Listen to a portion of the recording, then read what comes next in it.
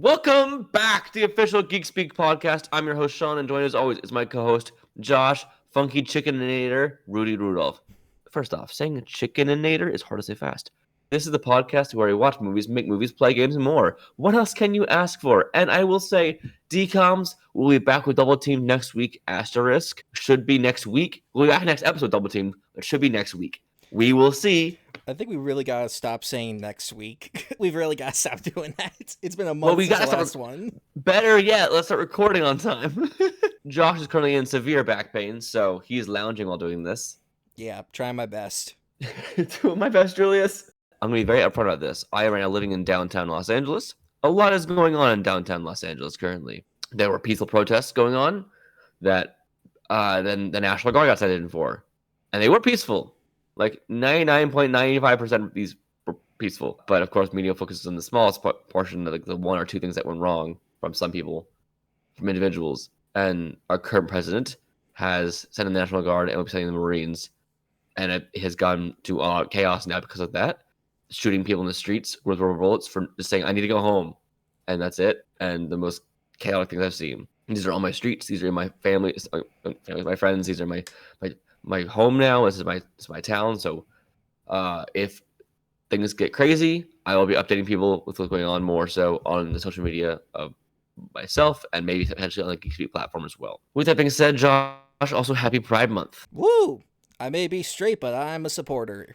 Yeah. Apparently no companies are anymore. You see how all the rainbow capitalism is gone? I mean, should we have really been shocked that corporations were doing it only for brownie points? They don't give a flying fuck. And now that they don't care because Trump's in office, why do it? Ugh.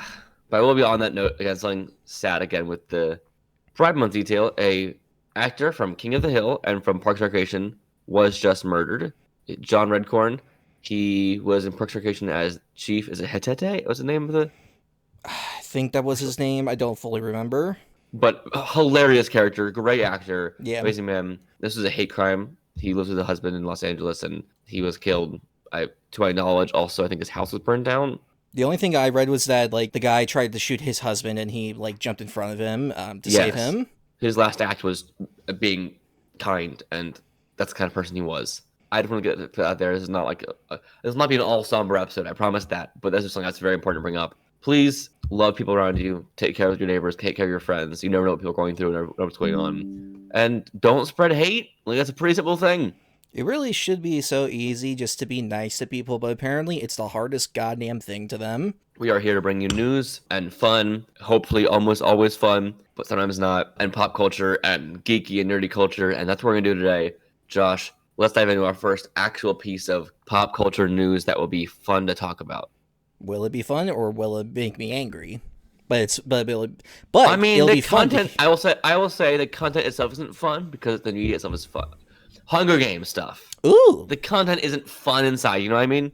But yeah, let's get into it. So we got a lot of castings in the past 3 weeks. It's only been 3 weeks. It hasn't been like an exorbitant amount of time. It's literally our schedules, you and me, have not been aligned any week so far. This is the best we could do. So let's start with, we got Maya Hawke coming in as the actress for Virus, who's in also Catching Fire, and was he also in Mockingjay? No, it's Catching Fire. Mm-hmm. And then she was friends with Beatty, if I'm correct, with the character. Yes.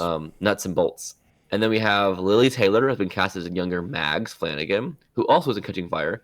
And in that movie, she's the one who's like, I'm going to step into the field and die in the poison. I know there was a lot more to her in the book. I don't remember the book as much as I wanted to.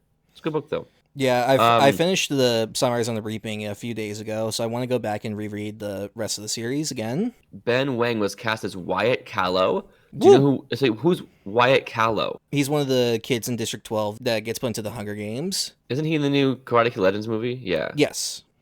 Yeah, so he's quickly on the rise in Hollywood.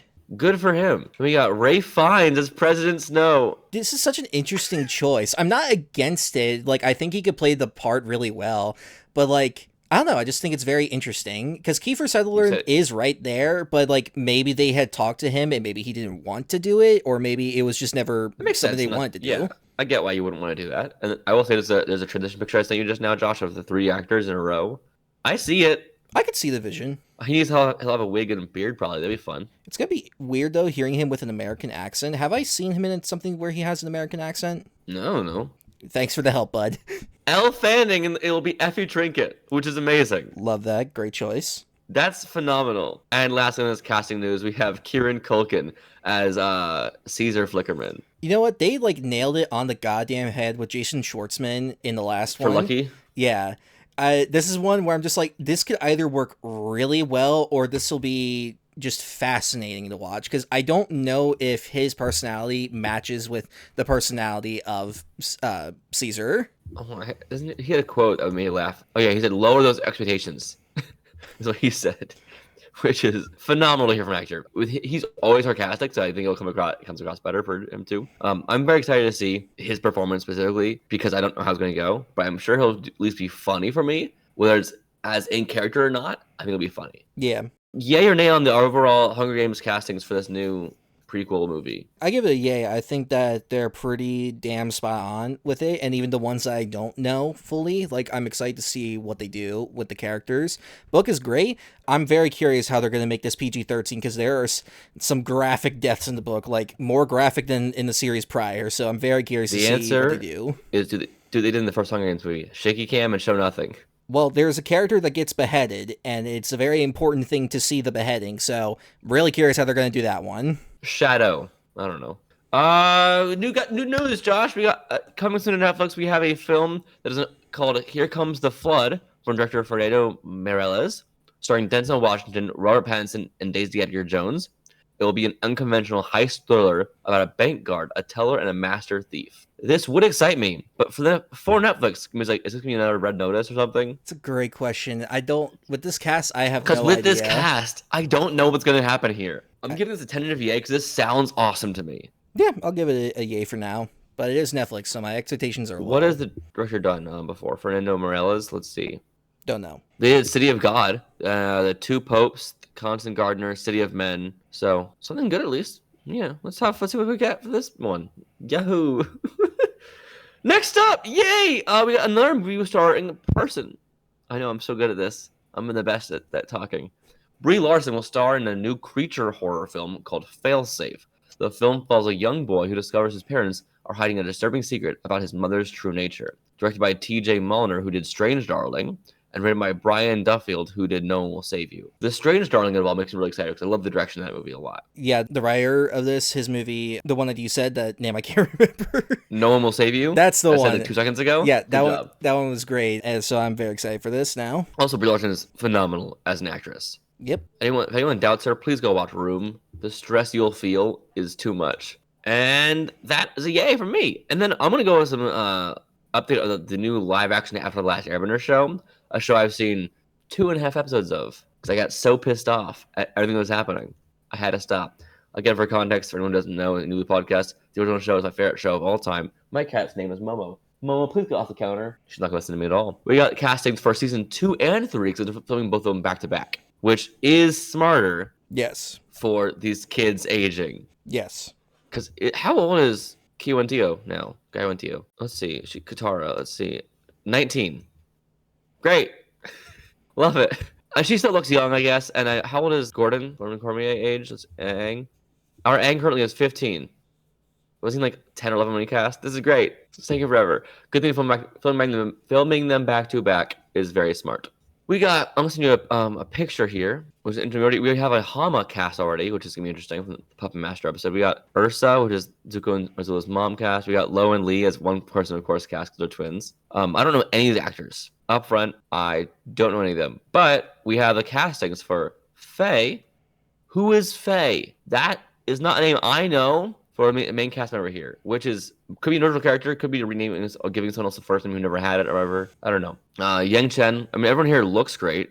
Oh, Tantu Cardinal, I do know. What were they in? Dances with Wolves. They're in that. They've been in a few more things. I know that name a lot more than I know most of these names. And she's playing Hama, which will be interesting. Oh, she's also in Godless. My parents love that show. So that's fine, the name too.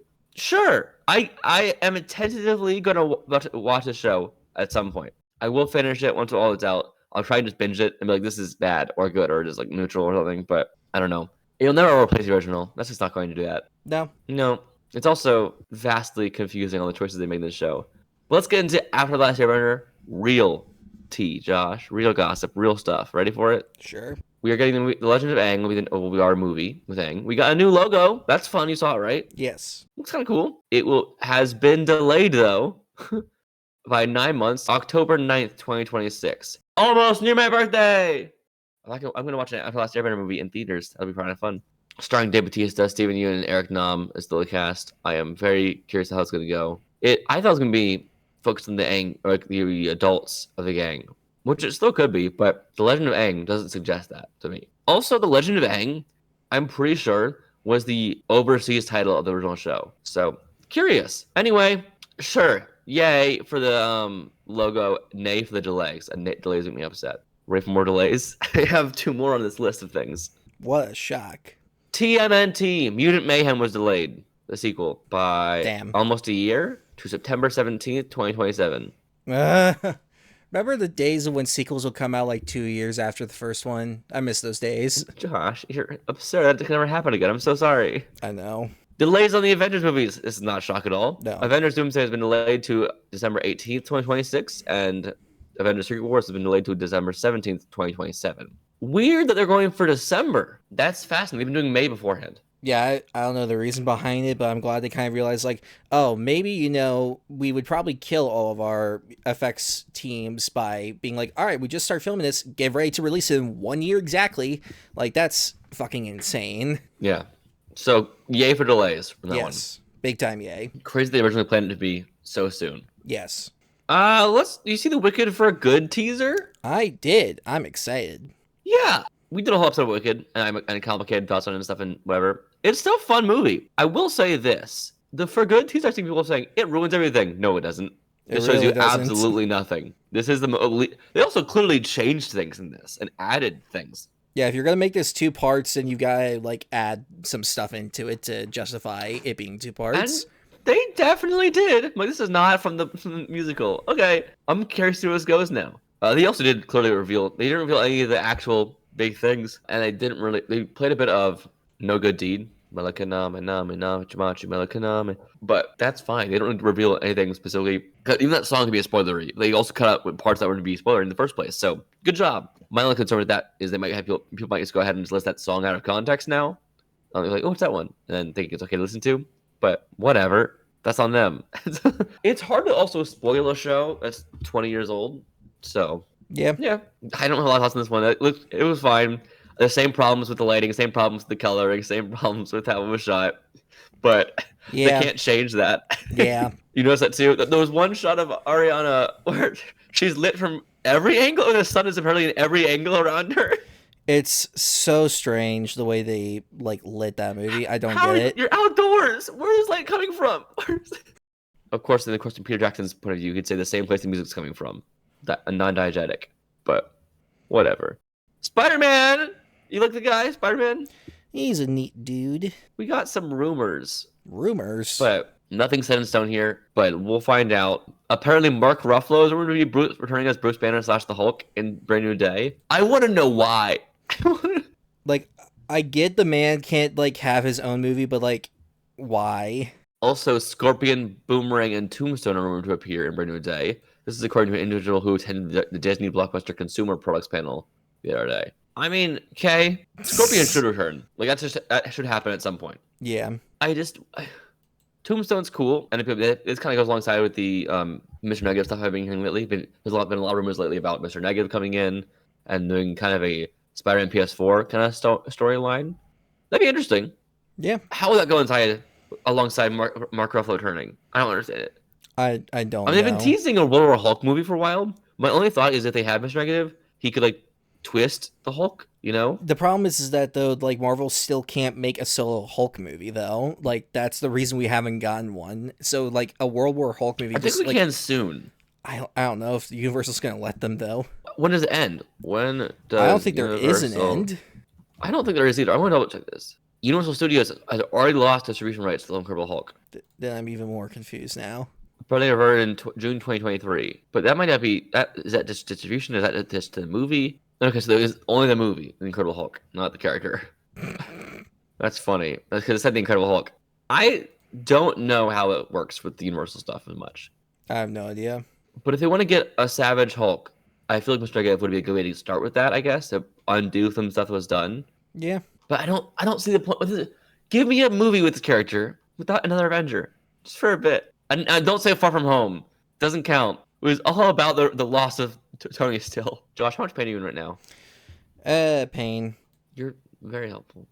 Elden Ring. Elden Ring, a game I'm bad at. You play the game. I'm not good at it. The movie's been announced. Fascinating. Guess what company is making it? A24. Very fascinating. Alex Garland's going to direct it. The most fascinating thing about this announcement. What the hell? And right now, hold on. And in talks to star in the live-action version of the movie is Kit Connor. Okay.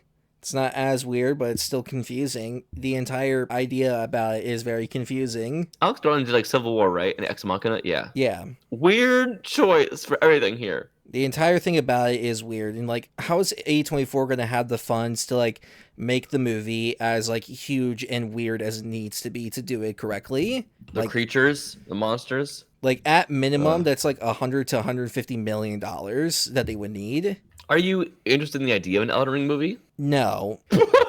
Like your pause first, then just no. It's because of the way the game is designed to be played, not to be watched. It's to have that kind of grind mindset of just like, oh, I suck at this. I need to like learn how to get better. I need to go explore throughout this entire world and like see all these new crazy weird things. There technically is a narrative in the game in the loosest of terms, and like, but those games, the story has never mattered really at all.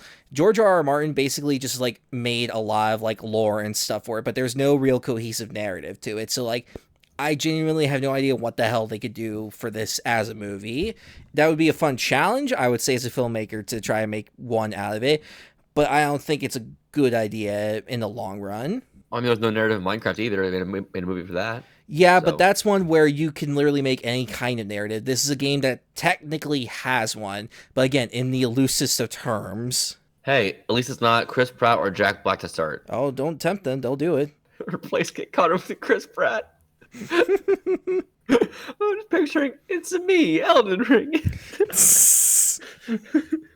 Oh God. Sure. I'm gonna give it a because I'm mostly confused by it. I'm excited for confusion movies. Whatever. DC update. DC. Whoa. Wonder Woman movie has been announced officially, as well as James Gunn says the Batman 2 is really important to what they're building at DC. We're supposed to see that script shortly, and I can't wait. 3 things there. He hasn't seen a script yet, still for the Batman 2. That's concerning. Like a script.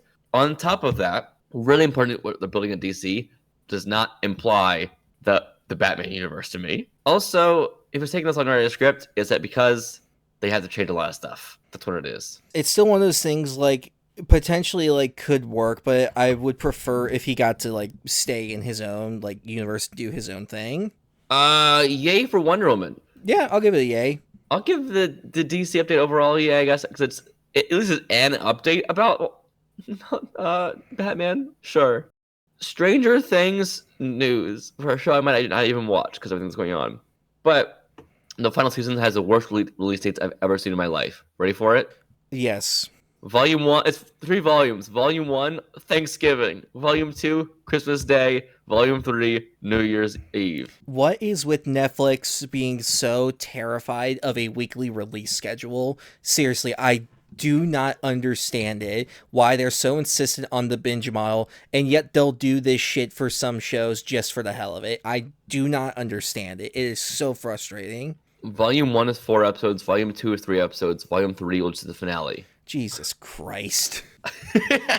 That's not a good model for anything. It's so stupid. Let me see here. So it starts Thanksgiving. So it's 1, 2, 3. So it's November 26th to December 31st, essentially. It would literally end on the 9th of January if they did a weekly release. Yeah, this is stupid. Nay. Unabomber news. I'm sorry, what? Sorry. Jacob Tremblay will star as the Unabomber in the new Netflix thriller Unabomb. The film follows Kaczynski's transformation from Harvard prodigy into the infamous Unabomber. No, nay, why?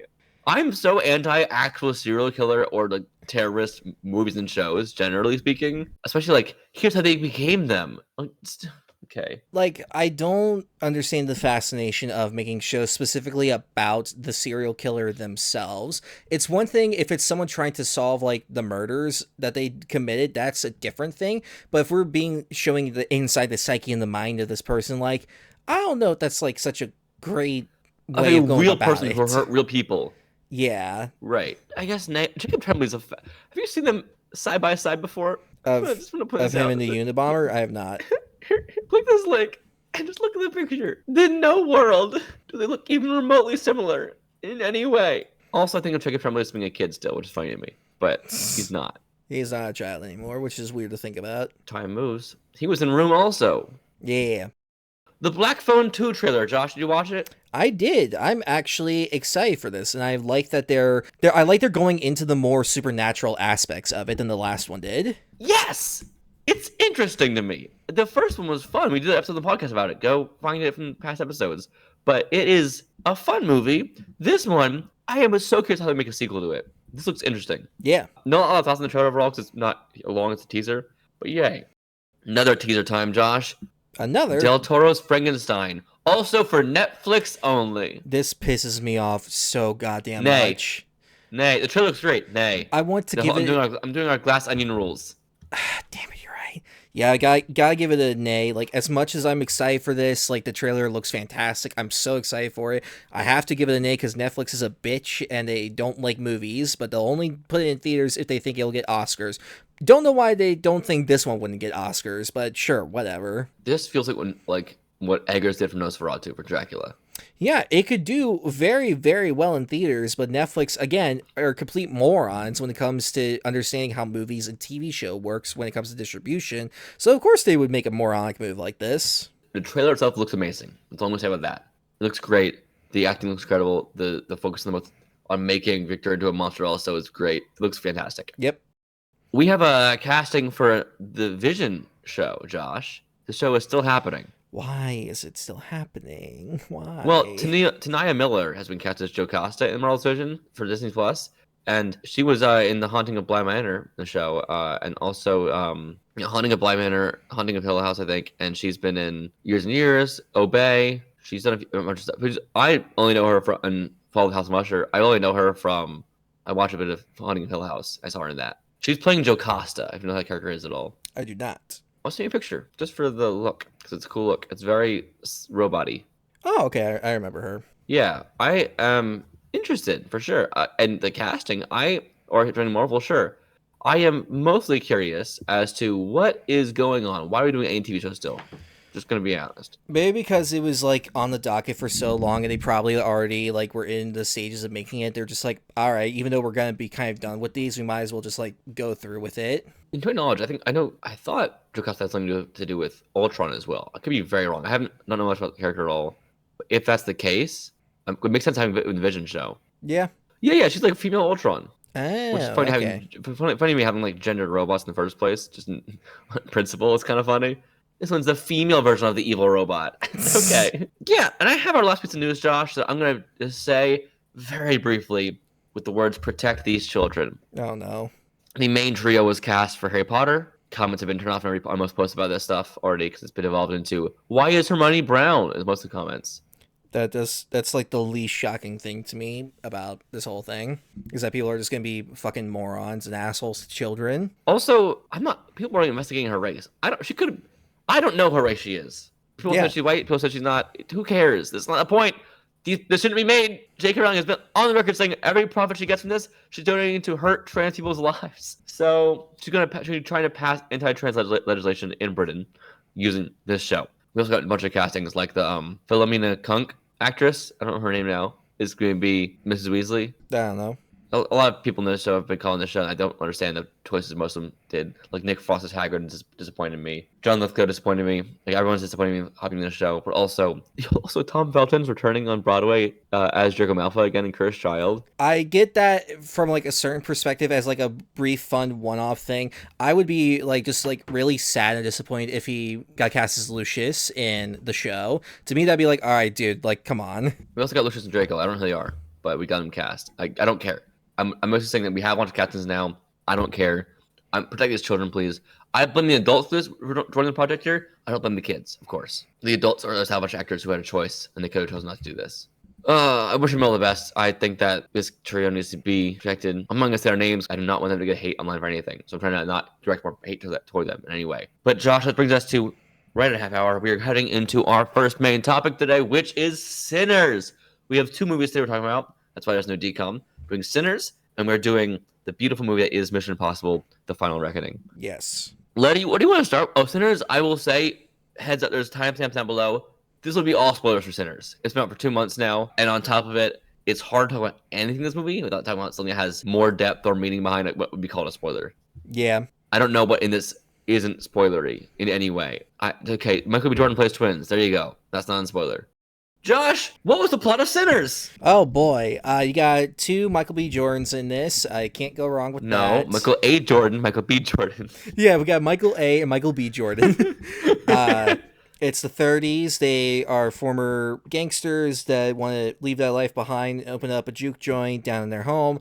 But, one thing leads to another, and suddenly vampires come knocking on their door, and, chaos ensues from that. That's, like, the most basic and loosest way I can explain the plot of the movie. Are y'all Klan? No, we believe in equality. Jack O'Connell, like, every line delivery of him is amazing. As Remick? Sammy! Yeah. Sammy! The Adam Sandler Sammy. It's great. I love it. It's great. This movie is, again, I'm saying this right now as 2 white men. I'm not going to dive too much in depth of things on that side of things because we're just not as informed. But it is an incredible movie about culture, about cultural vampirism. It's a movie about music and how it transcends different generations. It is a movie about appropriation, about love and kindness, and a lot of great things. It is not a vampire movie. It's a movie with vampires. If that makes sense to people. Yeah, like, I can't even call this, like, a straight-up horror movie because it really isn't interested in trying to, like, scare you at all. It is, for, like, the first over half of it, I would say it's much more just a period piece drama than anything else, and it's fantastic. You want to know a fun fact? Halsey was almost Haley Seinfeld's character. Who was? Halsey. Interesting. Huh. Well, I don't know. She got a set of script to read because there's apparently very few people who have a certain amount of, I guess, very few mixed people in Hollywood who look very white like that, I guess, the status they have. Interesting. And so, like, as a pool of people to be pulled from, that would have been a very different version of the character. There's also a very horny movie, first up. Yes, this movie remembers that vampires is all about horniness. And God, this is a horny movie, and I love it for that. But the vampires in this movie are not used in a way of being horrific. They're not used in a way that's being malicious, at least intentionally. The vampires are not being intentionally malicious in their own views. Yeah, it's very much, like you had mentioned earlier, it's about the cultural vampirism. Like, the vampires themselves don't see what they're doing as, like, a bad thing. They're seeing it as just like, no, we're all about love and community, and, like, we want you to be, like, a part of us. And, like, this is a majority, like, white vampires that start off that are, like, literally sucking up the culture of the black characters and being like, I want your music, I want your life, I want your stories and all that. It's just like, I see what you're doing here, Ryan Coogler. You good writer, you. Sean is dying. Welcome to the Josh Show, where Josh talks about Josh things. You ever know what it's like to be a Josh? I sure do. He's back. The Josh Show has now concluded. Oh boy, I want to listen to that later. That's great. The Josh Show. This is an incredible piece of art in general. I have logged every movie I've watched this year. I've only rated 1 movie this year. That was Sinners, and it's 5 stars. Yeah, to me, this is Ryan Coogler's masterpiece. Like, I love all the other films he's done, but this one, like, just everything that he does in this, from not just the conceptual level, but from the way everything is executed, it is just so masterful. It is so well done. Let's talk about Milos Catan, who this is his first acting role. He's playing Sammy in this, and it is a mind-blowingly great performance with subtlety and charisma and charm, and it's so good. Yeah, I didn't even know it was his first acting role until the credits roll and said introducing. I was just like, oh, shit. And I look up his IMDb. I'm like, this is the only thing that's on there. Good for him. Also, there's a mid-credit scene in this that you should not skip at all. It is incredibly important. And I get why it's in mid-credits. It would not be a great just ender to the movie. It's 2 parts to this movie. There's the story, which ends. Then we have an extra piece at the end that's just extra, like, epilogue relief. Yeah, it's an epilogue. And someone's a shout out to a bunch of the cast here. Delroy Lindo as Delta Slim is fantastic. Omar Benson Miller as Cornbread, hilarious. God, that one scene is so. The scene where he's trying to get into the building, it's so funny. Let's talk about Yao and Legion Lee as Grace and Bo Chow.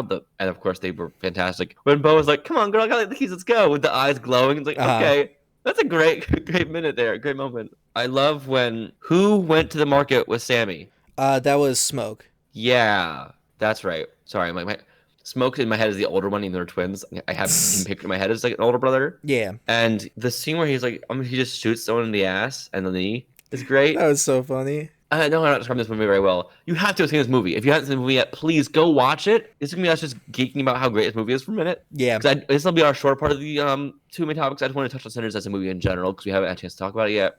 And because it's been out for 2 months, we didn't really want to do a whole episode on it because it's like, okay, most of what has to be said has already been said. Yeah. Let's just talk about amazingness that is the song I Lied to You. And the staging of this performance might be my favorite scene I've seen in movies in well over a year. Yeah, that entire scene is just absolutely fucking fantastic. Goddamn. The staging on that is incredible. The precision that had to be done was immaculate. I love moving the camera and putting in the actors in and out, weaving them to everything, so everything looks that seamless. Had to have taken so much planning that oh my god. We're talking about a movie later today. We're talking about a movie Mission Impossible, which has also incredible planning had to be done for some scenes in there with the planes and stuff. Oh yeah. This is a different kind of planning. Well, it has to be because it's also sung and performed live as it's happening. Oh yeah. You can't mess around with that at all. And of course, Miles was great. I loved Wonmi Mosaku, who played Annie in this. She's also Hunter B-15, is that right? Yeah, in Loki. Loki, and I guess in Deadpool and Wolverine, technically. She's been in a lot of stuff as well. And I see people say they want her to play Wonder Woman. I'm like, that's fine. Sure, anyone. I want anyone who's a great actress to play this character. Jamie Lawson, who's also the Real in The Batman, was in this. Yep. Everyone in this is so good. And the line of like, Dad, don't listen right now. If you listen to my podcast right now, get off here, Dad. Skip ahead. Just tell me right now, because the sex in this movie is a big part of it. It's a very important aspect of the movie as well. And the smoothness of the way you talk about like loving someone and being sensual with them and how like caring it can be. Of course, but besides Smoke saying it's like ice cream and like do like that, that's funny to me. The line. I was like, people say, write that down. It's very funny. But the things like just like, no, I just want to taste you. Like the smoothness he's talking about appreciating women and numerous times in the movie that happens, the kind of thing. Is great. And then of course the alternative to that where Haley Steinfeld is like, you'll rob a bank, you'll rob a place, but you won't rob this steal this pussy. I'm like, okay, that's quite a line. The sex in the movie is very important. And of course then it's also a way that vampires like Haley Steinfeld use it to get people, specifically Stack. Let's talk about the, again, as two white men, let's talk about the dynamics of Haley Steinfeld's character and Stack, who were exes, good friends, and lovers at one point. Stack, of course, is a black man who has been a criminal in the past, and like I don't see a life where I can give you safety. You will be hung, you will be lynched if you're with me. Makes sense. You know, you have black family, you very white passing, which I would have never known in my life. Haley Steinfeld had any black family. You just wouldn't. She looks very white. Yep. She didn't know either. She had ancestry, to my knowledge. Like she found out she was like I think a quarter black. She was like an eighth black or something like that, but she had no idea. Yeah, I'm not getting into eugenics and specifics here. That's kind of crazy, but I'm saying it's fascinating to me that she also through this project learned. I wonder how that came across because she had to get offered the part maybe along the way. I wonder how it worked. Maybe like, hey, I did this test. Oh, I can do this part now. I don't know. But the relationship between them is really fascinating, and the fact that he set her up with a white husband, who she doesn't love anyway, but she did it because it's what it makes sense to do, is really fascinating to me. This was a very real thing that was going on at the time. Yeah, I think their romance and their relationship and the way that it's built up through the film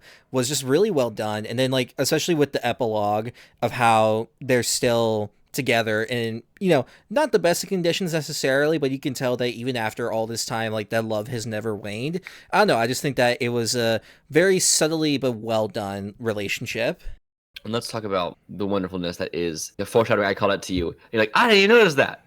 Boom. I fucking hate snakes, but that was so well done. Yeah. There's a moment in this which symbolizes two different things. So the literal threat of vampires of there's a snake in the Smoke and Stack and Sammy are on a truck. It's study half the juke joint. They're going to it to go set up. The bed, the truck, there's a tarp. Lift the tarp up, there's a snake in it, coming out to bite them, and they stab him. There is something lurking in the shadows in the night, coming later on, trying to invade their place, aka their bed of their truck, their place, trying to bite them. And the way to kill it is through stabbing. That was a brilliant little metaphor.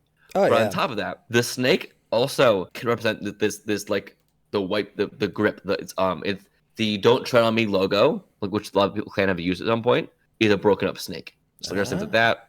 There's a lot of different symbolism of that. Ryan Coogler does a good job with using small things that can mean many things, of course. Like Black Panther did a lot of different symbolism throughout the whole movie as well. And that was a really powerful thing. The snake is a very good symbol of numerous things here. It also, besides the literal threat of being bitten later on, it represents the threat of being culturally taken over as well. Something lurking in the shadows, again, just trying to come and get you, which is what a lot of like gentrification also is in general. Yeah, that's incredible. There's the wonderfulness of Sammy's guitar is great. The whole thing, everything he does with that, the fact that he still has it in the very end with him. That he got either a guitar repair got a replacement one years later as an older man is fantastic. It's really well done with that. And there's one more bit of foreshadowing I want to touch on, but I can't remember what it is now. Josh, what are you right now? Any thoughts on any characters you want to talk about specifically? Any thoughts on any scenes you want to talk about specifically while I think about this? God, it's so tough because I love so many of the characters and just their dynamics and their relationships with one another. I really love Michael's performance as Smoke and Stack. Not just like it's so good. It's so good, but I really love just like it's not a lot of these like kind of roles in these kinds of movies would be like one's like strictly like, you know, the good and one is strictly the bad. They both have their share of good and bad, but it's really like in their distinct personalities and what they both gained through their experiences in life that have truly like shaped how they are. And I think that just the way that it ends their relationship, he has a chance to kill him, but he even finds that even though he knows that would be best for him, he can't do it. You're saying a lot of he, and there's two he's in the scene, so you be specific. Smoke could have killed Stack when he had the chance, but he wasn't able to bring himself to do that. That was the fourth time I was going to talk about. Thank you. So it's the scene I went to the bathroom. I saw the movie twice now. First time I went to the bathroom during apparently a very important scene. Oh no! Early in the movie, where Smoke is meeting up with Annie, his partner, his former lover, I don't think they were married, but they're just together. They had a kid together. But she is someone who practices different kind of spiritual arts. There's referencing, of course, to voodoo and other things as well, knowing things like Heists, which is a part of voodoo culture as well, and then, of course, vampires later on. She had given him a pouch that he's wearing all the time that wards off dark spirits. Yeah, I actually had walked out to the bathroom around that part too. And so when I first saw the movie, I didn't even know that he couldn't kill his brother. Like, literally, it couldn't be, or that Stack couldn't kill Smoke physically. Yeah. And so I watched it again. I'm like, oh, that makes sense now. That's crazy. And then you see it warding off. I had no idea what was happening. That's fun to know. That's fun. It literally made it so Stack could not kill his brother because it was warding off the dark spirits in front of him. That's pretty crazy. Pretty cool. I also love, like, in the scene when the KKK is coming to kill them and he takes off the thing because at this point he's like, I've literally lost everyone. Why even go on at this point? If I die, then I die. It also symbolizes the real monster in the movie. Yeah, humans. What? Him taking off. He doesn't. His final boss here is not dark spirits. It's dark people. Yeah, it's so much in this movie people can dive into and dissect and go through, and the music is incredible. It's just really good. I love that our villain movie, the first time we see him, is damaged and dying. Yeah, like that's great. That's a very bold way to introduce him. A big bad is them already being beaten down, and I know right now they're working already putting on Sinners too. I don't want that. Give me the movie with Remick and the natives first instead. That'd be more interesting. And Ryan Coogler even said he has absolutely no interest in a sequel. And like, yeah, literally, what the fuck can you do for a sequel for this? Like, and also why? Just why would you want to? There's no point to. The story is done. Everything has been told. There's nothing more you can do or say. But Hollywood be Hollywood. Yeah, definitely. The making of Remick being an Irish specific person from like many years ago. I'm trying to think of what the actual year. It was like Gaelic times, I think. It was like when the Catholics, I think, came to Ireland. Yeah. So like that's centuries ago. So he's old. So right, that was a very good choice. He would be the only white person or white ethnic background I can think of that would have any actual relation to the prejudice that racism was. Yeah, because like at the end when he's trying to turn Sammy into a vampire, if Sammy starts saying the Lord's Prayer and he says along with him, he's just like, I hate the men that force these words upon me, but the words still bring me comfort. It was just such an interest. That's one of my favorite lines, just because there's so many layers just within layers of that. Yeah, and I guess main reason that we have people get mad often at recast and pop culture is like that. Why are they recasting this white person as a black person or whoever? Often the recasts are gingers. That's a point out. People point out a lot, and that's because gingers were often tertiary characters in art and media. It could be easily changed. They were always meant to represent a minority class, and they were people who were Irish were often seen as minority class. All of history, or much of history. So it's like it is an interesting point of view to have an Irish person who, for much of history, was also seen. Ireland was not seen as white for many years, even though they're very white. Just because of weird classism and racism that happened. And it's just fascinating to use anyone to be the cultural vampire that is sucking up all the other bad things. It is him is a brilliant choice by Aaron Coogler. Oh, yeah. And the fact that it's clearly changing their culture. There is no way Stack would have done an Irish dance beforehand. Besides his little, there's no way that Haley Steinfeld would have. There's no way that any of these people would have. They're not wanting to do these things. I think it's also some of the hive mind stuff is a little iffy on how it worked here fully still. I think it needs a bit of touching up. I don't really care. I think that it was like, because he's the leader, so like if he gets hurt, they can get hurt, but not necessarily like if you kill him, it'll kill them. Because this follows most of the traditional vampire lore stuff, but I think in most things there's always like little bits of differences here and there with each of them. And I mean, there's things like clearly Stack and Mary's characters were by the end of the movie themselves, you know. It was interesting to me that they weren't culturally changed. Like maybe after he died, they got some of themselves back. I don't know. Or after all their people died in their same crew. I'm fascinated by that. What a movie, man. I have a lot of thoughts. I don't even know how to get into it. Let's talk about cornbread for a second. I love cornbread. The food is great too. But the character is very funny. And again, he's only involved in this because they make a joke about sex early on and money and stuff with his wife and stuff. But I really loved his character. Him being the guard was great. Him doing his job was great. But him going out to pee, getting attacked while peeing is a nightmare. That sounds awful. While being outside. And then having to come inside. And the whole moment, the whole door scene is, you're a big-ass man. Why can't you just walk in yourself inside? It's great. And the rudeness he gives, and you can see him slipping. That is such a good facade. Oh, yeah. A lot of people have had problems catching some of Slim's monologue in the car early on. Did you get all of that? Like what it was about, or just like the monologue itself? Monologue itself. No, I got most of it. That's good. I think it also was mixed play in some theaters too. But yeah, it was messed up and sad. I really love these people's performances. I really wish these people's lives could have been actually improved. The idea of this whole thing in the first place, even just not going to be working out because it would have been a literal just slaughterhouse the next day anyway, is so fucked up as an idea of this film. Like any hope they would have had is gone. Yeah. What do you think about the choice that Grace made of saying, "Come on in, motherfuckers"? It's like one of those things, like it's not a good thing to have done, but it's also one of those like flawed human things that like it's kind of inevitable that something like this would happen. I argue it was great to do at this point because it sucks for everyone there. She was doing it as a mother for her kid. Oh, yeah. And it's like, if we won't try and kill him now, they can just go in town and kill everyone else. And also, what are we just going to do? Wait here forever? Like, it's not going to be a good solution either. Yeah. I don't know. It's interesting.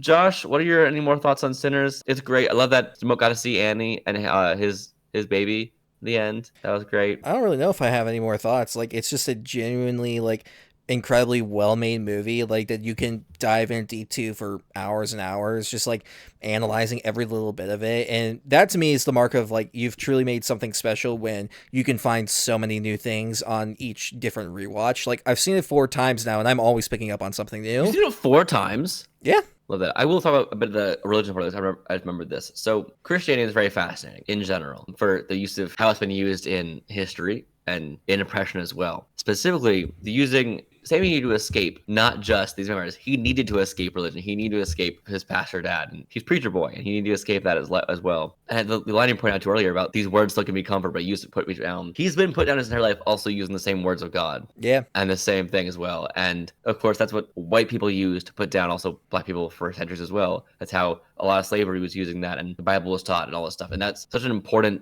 thing to use, these two sides of oppression coming from in his actual life as well as the cultural vampirism that was happening with vampires and stuff. It's just a fascinating thing. Like, he has to escape it all to be fully free. Great choice. Yeah, at the end when he escapes from it, goes to the church, and his dad's trying to get him to, like, renounce his sinful ways. And he says something along the lines of, like, save my voice, my heart, my soul, or something like that.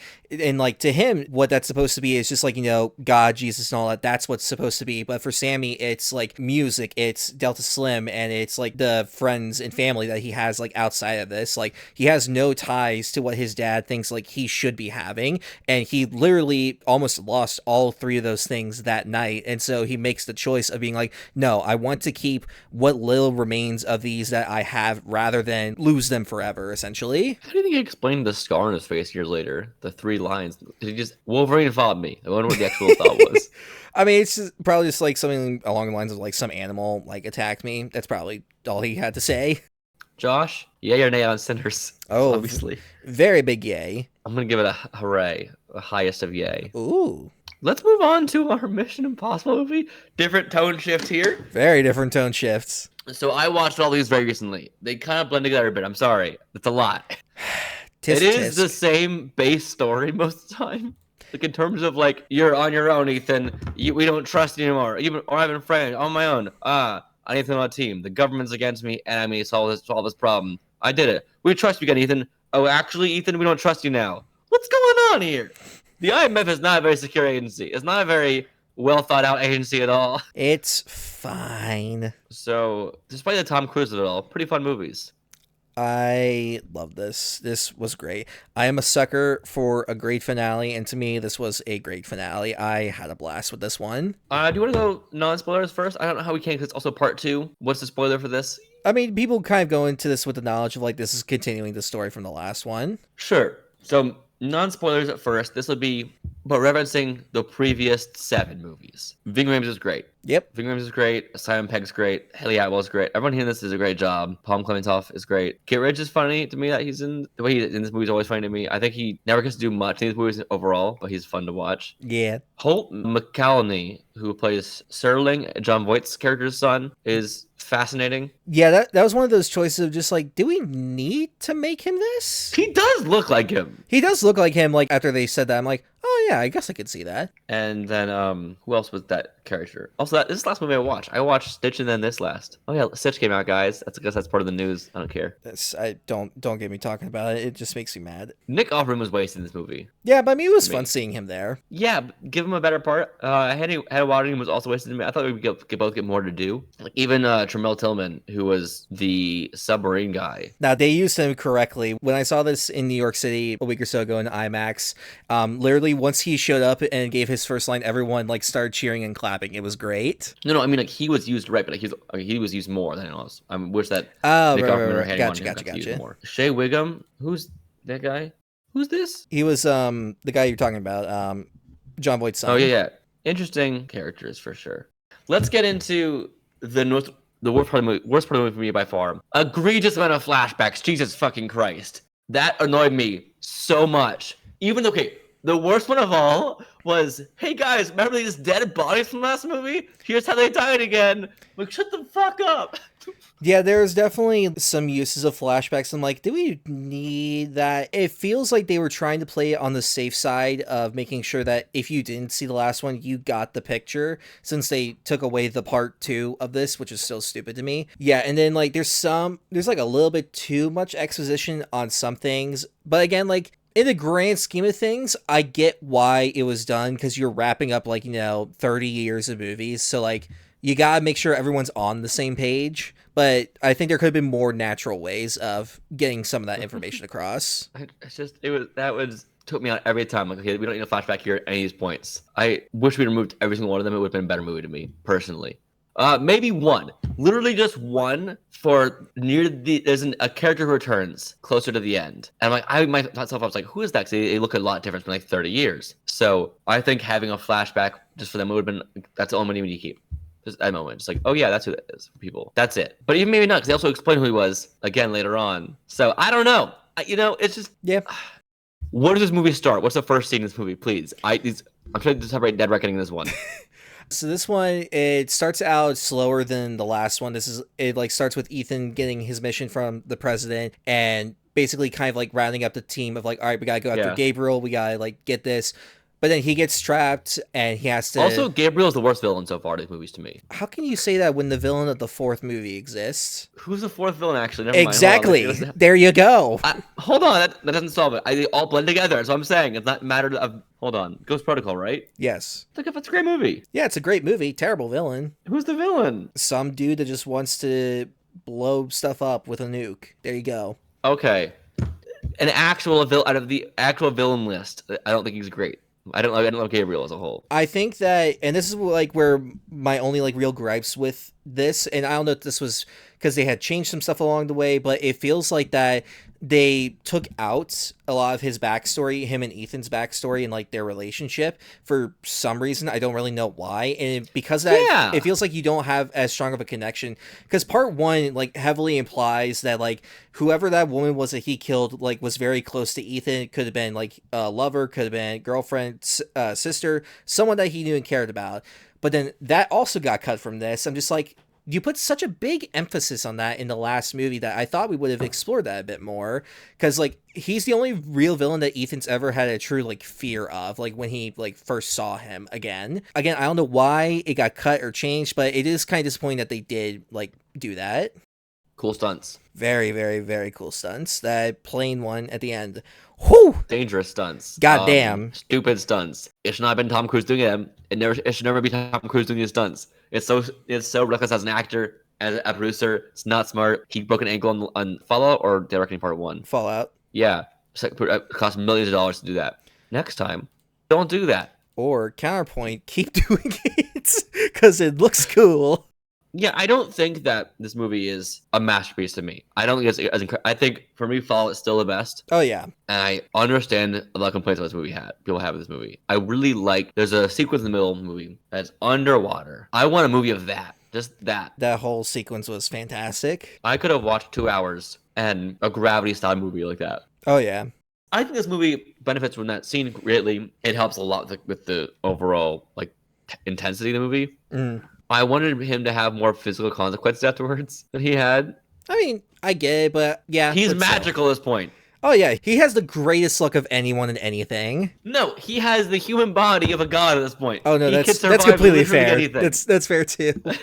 One thing that I thought was really interesting about this compared to especially the last one, there's like very few like action sequences in this. You obviously had the big stunt sequences, but in terms of like fights and chasings and stuff, there's very few of those in this. And I thought that was really interesting compared to like the last one where there was so many of them. I think that's why I like Fallout a lot, because it has the most like physical weight in a fight in that bathroom scene. Oh, that was like that scene alone carries a lot of movie to me. Yeah, it feels like everyone's tired going into it. When people are tired in the fight and still pushing forward, it's more interesting to me. Like the Daredevil scenes. Like oh yeah, I love the power fantasy kind of fights where you just see dudes absolutely decimating others. But I love stuff like in the John Wick series where there's just like wave after wave of enemies, and like you can tell it is so physically tiring fighting against those people. And then in this, like again, just the fight scenes, they take such a toll, and I find to me that's more interesting. Yeah. Again, it's not really a spoiler, but there's no on poster. It's a cool plane thing that happens. Apparently, he had no parachute. I mean, he even explained like there's no way that he would have been able to have one. It would have factored in too many risks, not just to himself, but to the pilot and the plane and all sorts of other things. Wonder how he did the stunt where the flames falling. Wonder how he did that. I've seen like the rig for the camera on him, but I haven't seen like the actual like parachute like exploding. It's all real. It just lit a parachute on fire to have him fall. Damn, that's wild. How do you justify that? How do you, as a producer, it's like, okay, signing off on that, sure, might as well do that today. My question is when do you save doing these stunts? Do you save them for the very end, or do you get them out of the way at the very beginning? Because if something goes wrong and he dies and the film like just starts shooting, then like they would still lose money, but they wouldn't lose as much money if he died at the end. Oh god. Sorry, I just think about these movies as a whole. It's fucking ordeal to make them. My mom and dad just started watching these movies for the first time. My dad seen the first one 30 years ago, and now my mom just watched this for the first time with him, and she enjoyed it. I told him to keep watching all because she'll love 4 onward so much, but she might even love 3 onward. And I'm really excited to see how that goes. But let's talk a bit about the character of Luther Stickwell. He's great.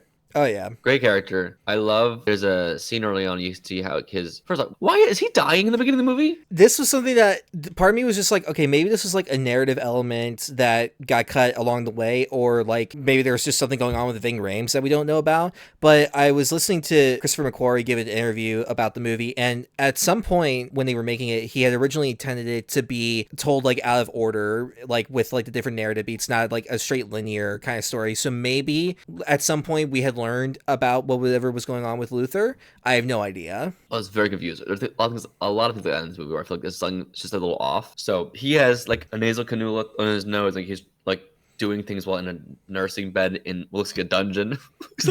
It's London. Everywhere there's a dungeon in London. And then he gets trapped at one point. But it's like, okay, what is going on here? But I love his performance in the movie still. Oh yeah, he's not in the movie a ton, but when he's doing a movie, he's really good. I also think that the best performance in movies to me is Simon Pegg. Oh yeah, I love him in these movies. He's great. I think he's a better actor than Tom Cruise is, so I think he's better at the emoting part of things. Tom Cruise always looks like he's a vaguely like ready to pass out. I mean, to be fair, he probably is. He probably is. Bad movie title. The Final Reckoning and Dead Reckoning Part 1 are not great titles for these are. Like, the rest of them are pretty good titles, I think. I don't think it's as interesting. I don't know. I like it. You could have called it, like, The Entity or something. I don't know. Is The Entity... I thought for sure it was going to become Chuck for a second. Because they definitely did something here. I'm like, hold on. What's going on? Even in the trailer, it's like, this is a moment here happening with this. Yeah. It's like, you have to be... This is in the trailer. You have to, like... go in with the entity and like put a mask on and like communicate and let it go in your brain. Like, okay, is this Bill Cipher here? Weird choices here. I think this movie didn't know what it was trying to do at some points. And I think that's part of it is the script changes, the cuts, the changes that happened. Like I think even the title change is a sign of that. That things kept changing along the way. Yeah, I'm really curious because they were supposed to originally film these back in 2020 and like realistically be out by 2022. And then obviously COVID happened, that delayed a lot of things. And then the strikes happened while they were filming part 2. And so I'm really curious if during the strikes when they had to stop, if they had like changed like some stuff in the script and things like that. There's a very real possibility, but who knows? Spoilers, Josh? I guess. I don't know what to say about this, but that's not spoilering. Yeah, we can get into spoilers. Yeah. Ving Rhames died! Luther died! My boy.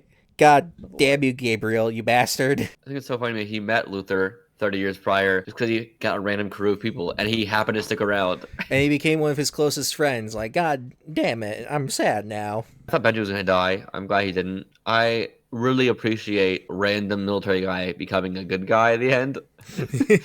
Yeah. It's like, I'll die too. You don't have to. No, I'll die too. Okay, sure. I don't have a lot of thoughts on the movie overall. I think it's fun. I think it's one of the weaker ones to me overall. I can understand that. I understand why it's not some people's favorites. Like, it does make sense. I think you give it 9 out of 10. I genuinely do love it, despite like the faults that I have with it, because I just love a good finale that like wraps everything up in like a nice neat bow. But I just like when there's something that has a good sense of finality to it, that you've gone on this major journey with these characters for X amount of time, and like you could just get that feeling of like that this is it, this is the one. And when they stick to landing, that to me, like, I don't know, it holds a lot of weight to me. It's why my favorite Harry Potter movies are the Deathly Hallows ones, because like just the finale of those is so good. Same as like, you know, Return of the King is another fantastic example of that. I don't know, I just love when something is able to stick a landing, and that's why I don't like Game of Thrones ending for a variety of reasons, because they don't stick the landing, and they could have, but they didn't. And again, who knows, in a couple of years this could go down in my rankings. I wouldn't be surprised if it does, but I genuinely had a great time with it. I really did love it, despite the faults I have with it. I didn't think it stuck the landing at all to me. I didn't get a sense of finality in the movie at all to me. I got a sense of finality with the mission, but to me, it's just another mission over. Like, in the end, it's like, we're all just walking, keep doing our thing. Like, okay. I expected like, it to be retiring or something like it feels like another movie still. Like, this one didn't end the way it made it feel like this is the last movie. Like, there's always more to do. I can understand that. So I wanted an actual ending to the series and not just, okay, maybe it'll be more. Who knows? Of course, there won't, because the flashbacks made it egregiously clear that's the end based on that alone. Yeah. When I tell you, I got so pissed off these flashbacks. I saw Nikhil's review beforehand about that. I'm like, okay, what's that gonna mean? I'm like, oh, come on. It's just never ending. Nikhil's part of the podcast. If anyone doesn't know, he's Nikhil Clayton on TikTok. He's great. Go check out him stuff if you like X-Men specifically. He's great with that. I think Haley Atwell is very good in this. I think I haven't seen her anything besides Agent Carter in this. I mean, the character in this. That's it. Have you seen her anything besides Mission Impossible and Marvel stuff? I know I have. I just can't think of it off the top of my head. Oh, she's in Christopher Robin. Duh. And Paddington in Peru, which I've not seen. Oh, yeah, she was. She was funny in that for the few scenes she was in. And she's in the Cinderella movie from 2014 or something, 2015. Kenneth Branagh did that? Hold on, that's crazy. Anyway, what is the best Mission Impossible movie to you besides Fallout now?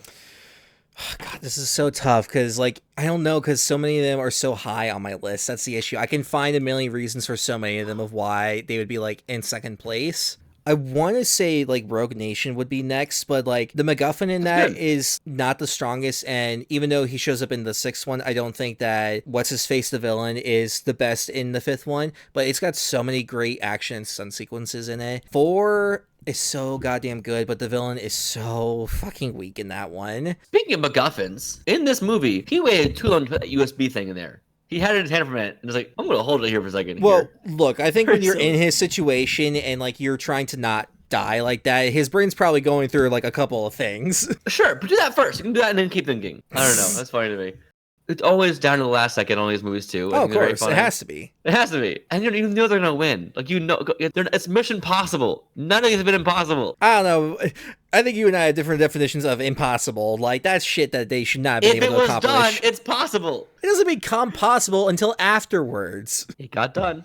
I liked that we gave the returning character in this movie in the end a very kind, just nice wife who's just decided to help out in the end. That's just fun. That was one of those elements that McQuarrie brought back that, like, it's not something that I ever would have thought they would have brought back, but I like that they made him a full, like, character in this. I thought that was really cool. Oh, you're spoilers now. Yeah, it was the guy from the first movie, the Vault guy, who got fired and sent away. He's great. It was just so funny to me. I'm like, who is that person? Like, who is that? Oh yeah, that's who it was. He looks very different to me now. Like, he aged a bit because it's been 30 years. Yeah. And I thought he did a great job. Janet McTeer was great in this, as well as Angela Bassett. So good. Oh yeah. Yeah, it was a good movie, I think, overall. But it wasn't, like, my favorite. It was just kind of fun. I think it dragged a lot. I think the middle was the best part. The undersea stuff was the best part of the movie to me. I wish he had more consequences for what's going on for his body. But whatever. Especially when he's like rising up, he's like, that's it. Look, considering the fact that in the fourth one, he drove a car out of a parking garage from, like, the sixth-story. Nonsense! Like, he survived that. He's fine. It's okay. Fallout was so good, man. I just want to watch that one again. I want to watch Fallout again. Fallout is great. It's so fucking good. So how many times have you seen this movie now? I've seen it 3 times now. Did it improve or get worse on follow-up watches for you? Or stay the same? I'd say it would stay the same. Fuck AI, which is what the movie's also about. Yeah. This can get very real very fast. It's kind of wild thinking about when Dead Reckoning came out, that was filmed in 2020, way before any of the AI bullshit we've been dealing with, like, even came along, and how scarily accurate it was back then. Yeah, and controlling what truth is really powerful. Yeah. I think that's something that's full of funny. It always just goes to the nukes, like even Ultron, like, this nuke's time. Like, okay, there's better ways to do this. You could look. It's a computer, though. It's doing what it's doing based off of what us humans do, which is be moronic and stupid. Fair enough. Josh, Mission Impossible: The Final Reckoning. Are you happy with how the movie ended overall? Yes, I think that it ended in a great way. I really enjoyed my time with it, and if this is indeed the last of the films, then I would say that I am satisfied with how the whole series went. How you feel about Tom Cruise's hair in this movie? What was his best hair? Is it number 2? That's a great question. 2's hair is wild. It's so long. It perfectly fits that version of Ethan, which is only in that movie. But I think my favorite is either 5 or 6. Fair enough. I wish we got to see Henry Cavill return. I don't know how he would have been able to. No, I understand that. He's a fun character in the movie. Oh, yeah. I do think this is not a great follow-up as a part 2 yet. I think that we definitely need some more bridging scenes. How far apart is the movie in terms of time? The movie, it says it's been 2 months since part 1. Okay. The train scene at the end of part 1 was kind of interesting. I love the train sequence is so fucking good. Imagine, like, actually taking a motorcycle and a parachute and just doing that off a cliff. Wild. That's crazy. Yeah, you know what? I'm gonna give the movie a yay. I'm doing it. I'm being positive today. Woo! Ask me tomorrow, maybe I'll say nay. I'm not sure. I think I enjoyed it. I think the sled dog scene was kind of funny. I thought it was a little odd that they spent time doing a comedic bit of, okay, I don't understand language. Okay, this way? Sure. But it was fine. I think, okay, that's probably my biggest issue, is the pacing and some of the tone in this movie is a little off here and there. But I think it does mostly work. Yeah, I'd love to see the version of this, because I have no idea if they've filmed it this way, but I would like to see the non-linear version of it to see how different that would be, to see if that would, like, fix any kind of, like, pacing issues and stuff. I love the line, though, of the Russians. The Russian yet? Yeah. In the hut. It's like, if you were me, would you believe me? Would you believe that? And then the back and forth, and that was great. Yeah. Yeah, it was fun. It was a fun time. I think the stakes were great. I think it was fun to watch. the chaos in the movie. I think everyone's like, we should just bomb one of our own cities too, so it looks like we're playing nice. What the fuck? What the fuck? Yeah. I get it. It's messed up. How about we bomb no one ever? Her going to turn the nukes offline and then just getting it stopped also kind of sucks, but whatever. I want Angela Bassett to win an Oscar. It won't be for this, though. No. It just won't be for this. I also think that in Wakanda Forever, her performance was great, but I still think Stephanie Shu should have won that one. Yeah. Not Jamie Lee Curtis. This is a different topic. I want Angela Bassett to do more great movies like this. I think she's a great actress. Her and Simon Pegg to me are the best performances in the movie. Whether they get to do a lot or not, it's great. Yeah. The bomb that Luther had to deal with of I can save everyone or just me, it's fascinating. Yeah, I don't have any more thoughts. I enjoy the movie overall. I think that Ethan Hunt is crazy and stupid and a magical god man because I don't understand how this man is alive past even the first movie at this point. The whole point of Rogue Nation is just everyone finally realizing and understanding, like, oh, he's a crazy person, but at least he's on our side. Josh, you give it a yay as well? Yes. We're moving on to our last topic of the day, our super weird stories. If you're new to the podcast, welcome. This is the point. This is the part where we... Look, man, I'm tired. I can't talk well today. I picked the wrong day to do a podcast. So, this is the segment where Josh gets to blind react to things about comic books or superheroes or comic book or superhero culture. I'm bringing out the big guns today. I'm bringing out my League of Regrettable Superheroes book again to read off to you a bit about a character. If I can find it again. Fuck, there's a character named B-Man. That seems kind of fun. Maybe I'll get that one day. Okay, Josh, do you know nothing about nothing? Correct. Well, you're going to know more about something here. Oh, man. You got to learn today. Boo. One day I'll quiz you on these characters and see what you retain. The answer is nothing. That's rude. You retain nothing. Let's talk about the character Nemesis. Nemesis from Resident Evil? The quote is, "Make way for Nemesis." Yeah, Nemesis and Resident Evil don't talk. What? Hold on. That's bizarre. This is a fun note on the side that the character's Taylor is Tim Burton, apparently. Huh, interesting. And it says Tim Burton, apparently. I'm also confused by that. Love that. So, before they can begin their crime-fighting careers, some superheroes have to endure the most harrowing origin of all. First, they have to die. Oh, no. One of these post-mortal paladins was Nemesis, formerly a police detective with the hard-boiled name Steve Flint. That's a cool name. I thought you were just going to say just Steve. The hard-boiled name Steve from Minecraft. While pursuing a murderous saboteur and mob boss named Garati, Flint is run over by a train. Good God. End of story? No! Properly dispatched to the afterlife, a green-tinted other-dimensional home of the dead called the Unknown. Flint takes the opportunity of a backlogged admission system to formally request that he be allowed to return to Earth to avenge his own murder. Is this Soul? Kind of sounds a little bit like it. Is it done to a clerical mistake? A newly hired Grim Reaper. What? How? I want to know more about the unknown in this world now. You can apply for a job as the Grim Reaper? All right. I guess that can't just be a full-time 24/7 job. I guess I need to know how this world works more now. I'm already intrigued by this. A newly hired Grim Reaper, himself a victim of Garati's homicidal tendencies, not only allows Flint's request, but outfits him with a costume designed to strike terror into the hearts of criminals. Striped shorts and a t-shirt with a hood. All right. Do you want to see the outfit? Yes. Huh. Striking fear? To specific people, sure. Well, we did say death is new at his job. That's fair. That's the next line of this book saying that. Well, we did say death is new at his job. Oh, God. The freshly christened Nemesis does so well at his new calling, one-upping his own death by pushing Garati into the path of a blazing rocket exhaust. What the fuck? That the Reaper allows him to retain his straight pants of office and continue defending the world of the living from murderers and crooks. So he's just allowed to kill now? That's fun. All right. In the tradition of the undead superhero, Nemesis is gifted with a series of powers so broadly defined as to render him omnipotent. What? Naturally, he can fly and possess remarkable strength, and of course, he can turn invisible and walk through walls. Is this Danny Phantom? Kind of sounds a little bit like it. Just like any other ghost. That's the next line. Okay, cool. In addition, when necessary, Nemesis could also change his size, read minds, and travel through time. Hold on. You're giving him too much. That's too many powers. All these powers came with limitations, however. Okay, now let's get into it. Despite being dead, Nemesis still apparently had to breathe. Okay, that's a human thing. And so he had to be wary of poison gas and drowning, like any other character. I'm not Good seeing... to know. Okay. More importantly, exposure to excessively strong illumination turned Nemesis into a powerless weakling. Just lights? Flashlight! Ah! I guess. Vulnerable to mortal weapons.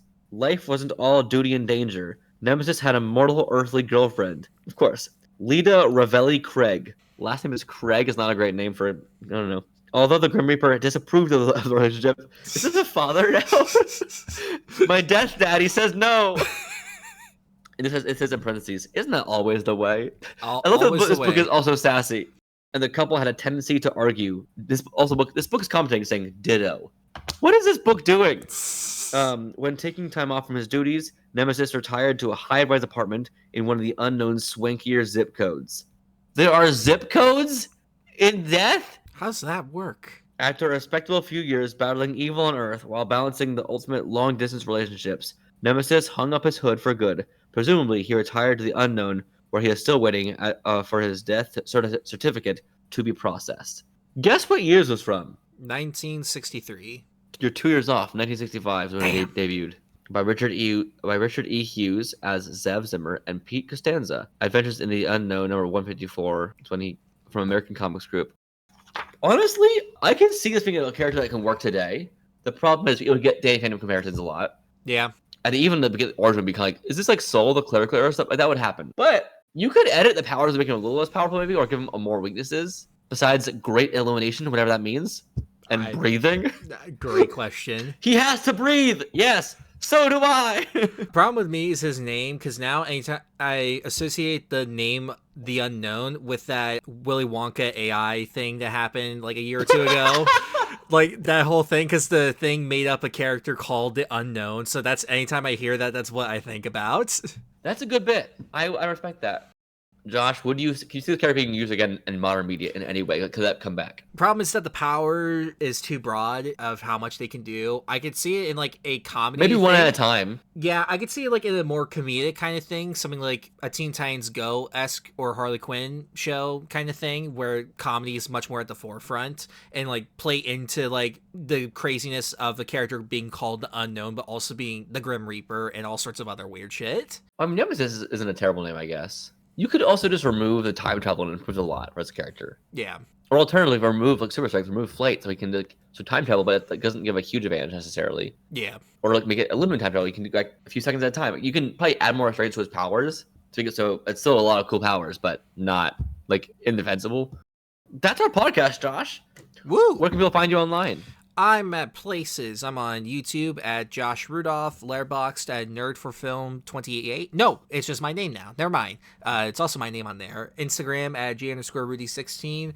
And Twitter for, again, who knows how long until I eventually delete that account. Yeah, I am SEANDOTMOV, Sean.MOV. Everywhere. At Blue Sky, Instagram, Threads, Twitter, Letterboxd, everything you can find, I'm the same on everything. You also can follow the podcast on Discord down below and join us in discussions. You also can email our show at podgeekspeak@gmail.com or tweet at us or message us on Blue Sky with hashtag GeekSpeakPod or at GeekSpeakPod. We are now there everywhere. There's also going to be a link tree in the description where you can click on and find all of my socials as well as all of the podcast socials. And I'll do the same thing for Josh soon, so we're going to make it so it's easier to find. Click one link to click you want to see instead of having to go to everything individually. Josh, this is fun. Indeed. I think the Nemesis might be my favorite characters in this book so far. I really like the idea of that. Also, 3D Man was pretty fun before as well, but this is cool. Yes. All right, I will see you all next time. Hopefully next week with... What's out next week, Josh? You know? Well, this week is How to Train Your Dragon. Next week Not going to watch it for this podcast. I'm so sorry. Yeah, that's this week. Next week is 28 Years Later and LEO. Well, we'll watch something or talk about something next week, guys. Have fun, be good, get good grades, and please be safe if you can. If you're in a big city now and things are going on protesting, please wear masks. Please cover your identity. Be safe. If the cop stops you, shut the fuck up. That's all I'm going to say about that. Do not say a word. Know your rights. And record things. Record proof of things, please, when you're protesting, because I've seen things get crazy, and it's good to have that. And with that note, see y'all next time. See ya.